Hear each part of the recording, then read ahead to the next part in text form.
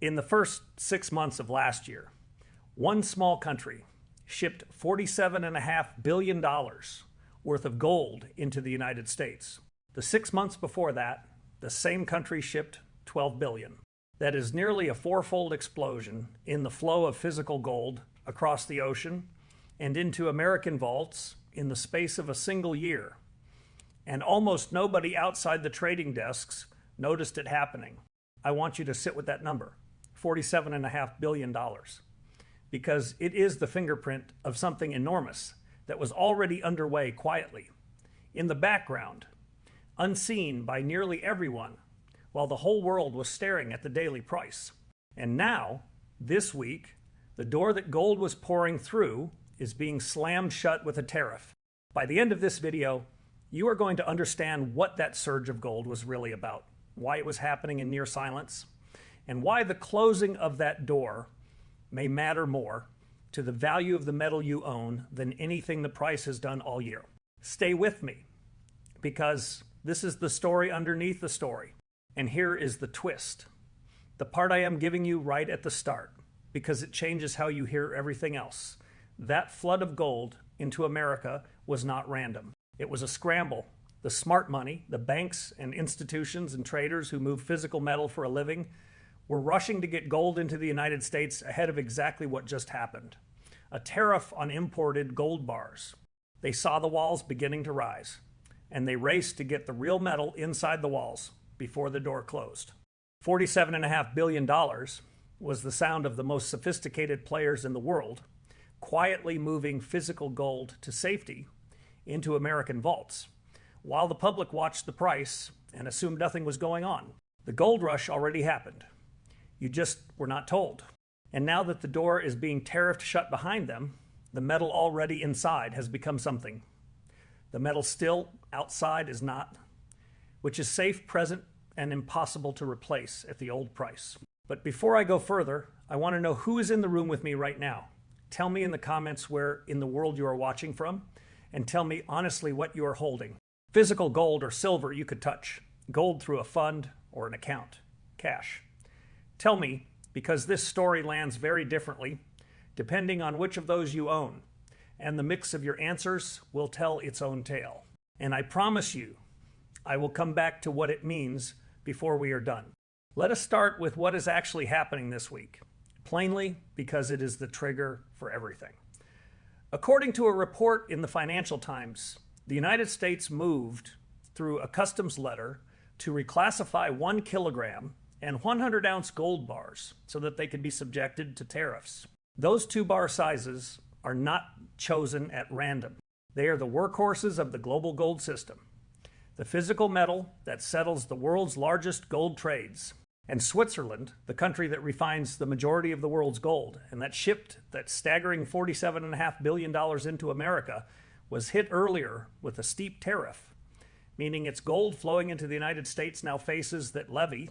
In an instant, the established flow of large gold bars between Switzerland, London, and the United States, a river of metal that has moved smoothly for decades, stands disrupted. The pipe that fed American vaults is being pinched shut, and the price of gold, rather than falling, jumped because the market suddenly understood what that pinch means.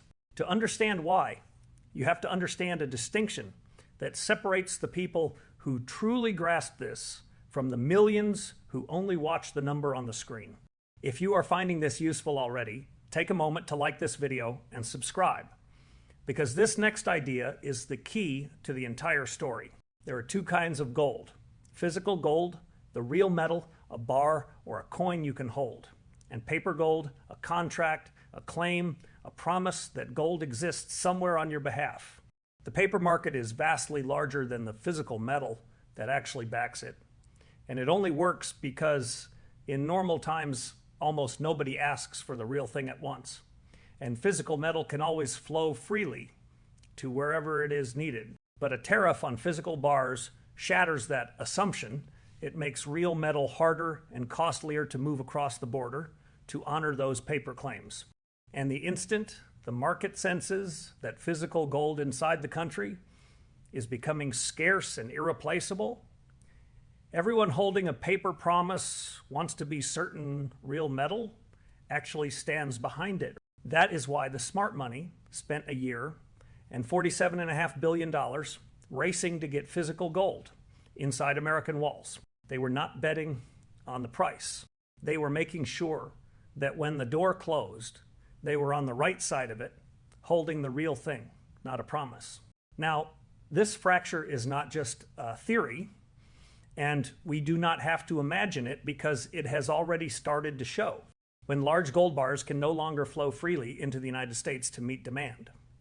The price of gold inside the country can separate from the price everywhere else. Gold in New York can become worth meaningfully more than the same ounce of gold in London, purely because of the wall between them. We saw the very beginning of this earlier in the year, and this week's move threatens to widen that gap into a chasm. And this is the heart of what the $47.5 billion surge was really about. Location suddenly matters. For the first time in most of our lives, an ounce of gold is no longer simply an ounce of gold. Where it sits, which side of the wall it is on, has become part of its value. Let me show you exactly how that scramble worked, because the mechanics reveal just how deliberate it was. When traders saw the possibility of a tariff on imported gold, they faced a simple, powerful incentive. Bring the metal in now, before the tax, and you own it inside the wall at the old cheap terms. Wait until after, and you either pay the tariff or you cannot get it in at all. So a race began, a rush to physically fly and ship enormous quantities of gold into American vaults ahead of the deadline. This is why the numbers exploded the way they did.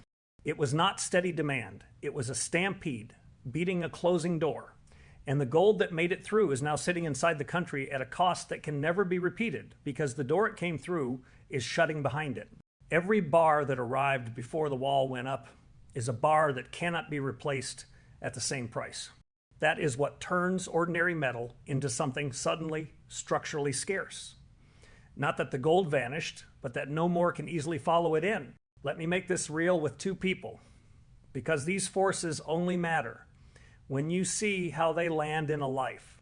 Neither is real, but both are the kind of person you might recognize. The first I will call Gerald, 71, a thoughtful man who wanted the safety of gold, but chose the convenient path. He bought his gold through a fund, a paper claim, a line on his brokerage statement that tracks the price. Gerald believes he owns gold, and in a sense he does. But what he truly holds is a promise, one that has always been reliable because physical metal has always flowed freely in the background to back it up. Gerald has never asked what happens to his promise if that flow is choked. If the metal that is supposed to stand behind his claim is trapped on the wrong side of a tariff wall, harder and costlier to bring in. For his whole life, that question was academic. This week, it became real. And Gerald does not even know it yet because he is watching the price, not the plumbing. The second person I will call Ada, 68. And she is not richer than Gerald and not more clever. She simply made a different choice.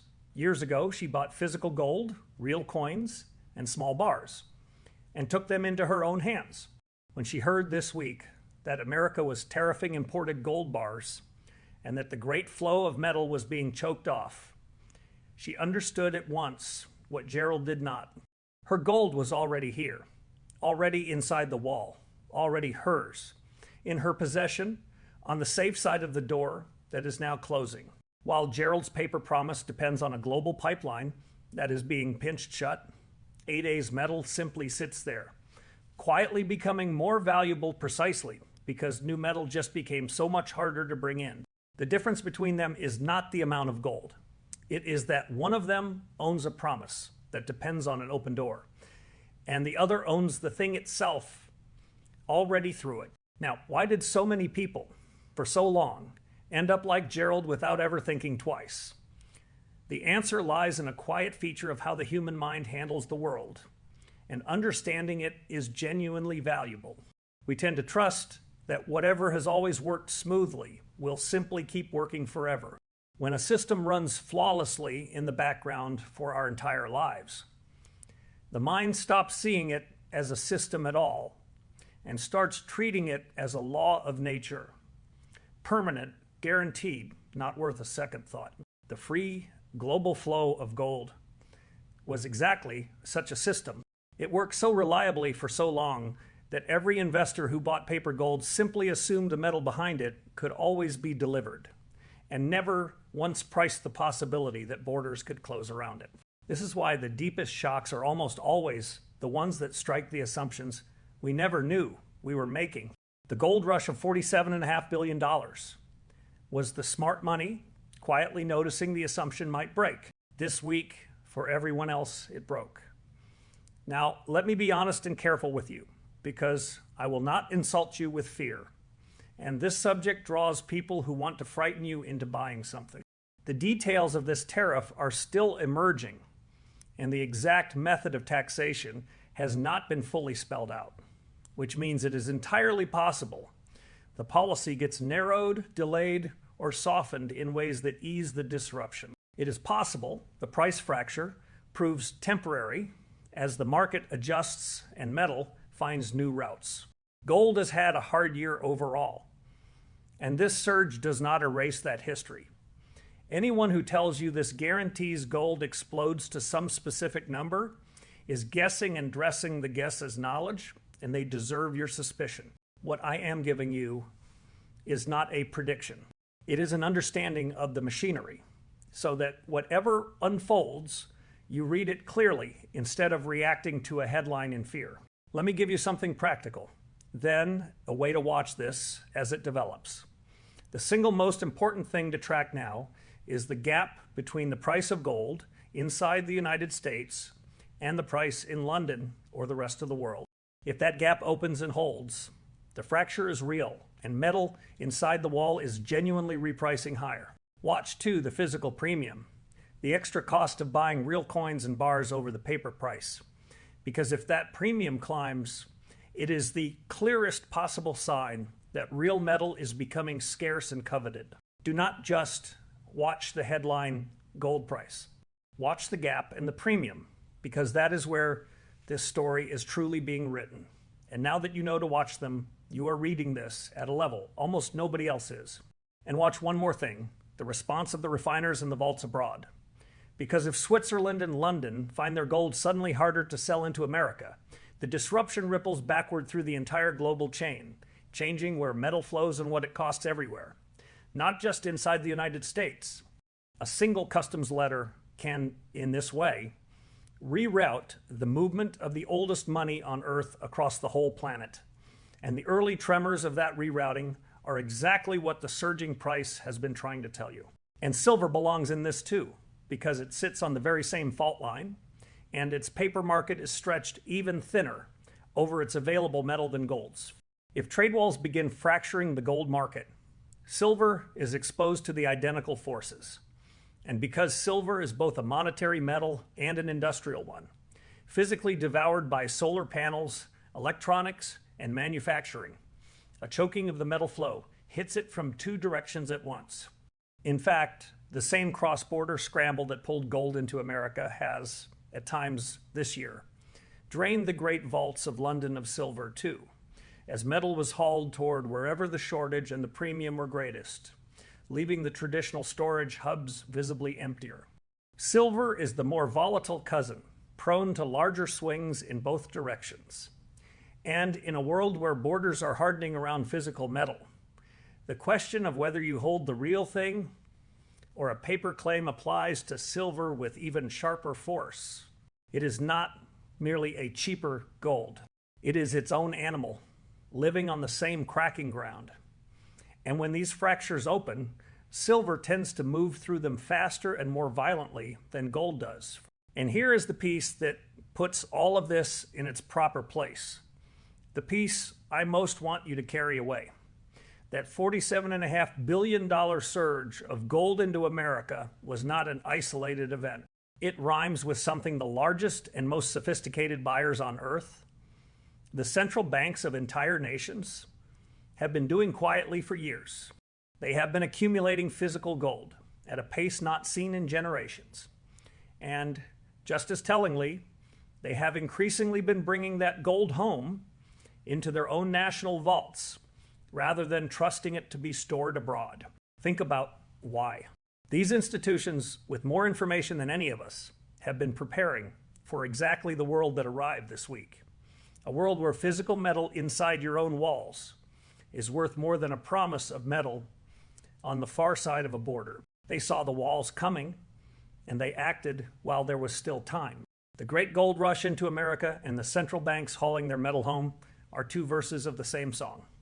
And this week's tariff is the chorus finally sung out loud. When you wonder what to make of all this, look at what the most informed money in the world has already been doing, and ask what it understood that the rest of us are only now discovering. There is history here too, worth knowing, because gold coming home before a wall is a story as old as money itself. Time and again, when nations have sensed danger, conflict, or the closing of borders, they and their citizens have pulled their gold in from abroad and gathered it close, into vaults they controlled, into hands they trusted. In the run-up to the great conflicts of the last century, gold moved across oceans, ahead of the fighting, seeking safety behind friendly walls. In more recent decades, nations that once trusted their gold to be stored in foreign vaults in London or New York have quietly demanded it back, shipping it home by the ton, because they no longer wished to depend on someone else's goodwill to access their own wealth. Every one of those episodes carried the same lesson that this week's $47.5 billion surge carries now. When the world grows uncertain, gold does not want to be a promise held far away. It wants to be the real thing, close at hand, on your own side of the wall. What we are watching is not new. It is one of the oldest instincts in the history of wealth, playing out again in our own time, at a scale most people never even saw. There is a deeper current beneath all of it too. For 80 years, the world was built on the free movement of goods and money across open borders.